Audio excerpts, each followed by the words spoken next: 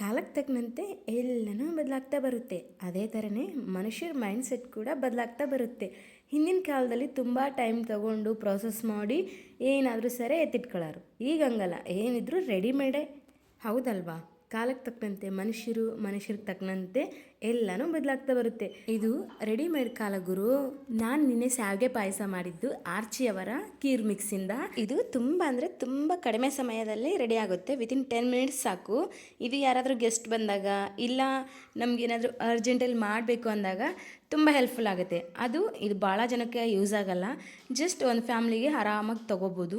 ಇದು ಎಂಥ ಅಡುಗೆ ಬರದೇ ಇರೋರಾಗಿದ್ರೂ ಈಸಿಯಾಗಿ ಮಾಡ್ಬೋದು. ಯಾಕಂದರೆ ಫಸ್ಟೇ ಬಿಸಿ ಮಾಡಿರೋ ಹಾಲಿಗೆ ಈ ಮಿಕ್ಸರ್ನ ಸೇರಿಸಿ 5ರಿಂದ 10 ನಿಮಿಷ ಬೇಯಿಸ್ಕೊಂಡ್ರೆ ಸಾಕು, ರೆಡಿ ಆಗುತ್ತೆ ಪಾಯಸ.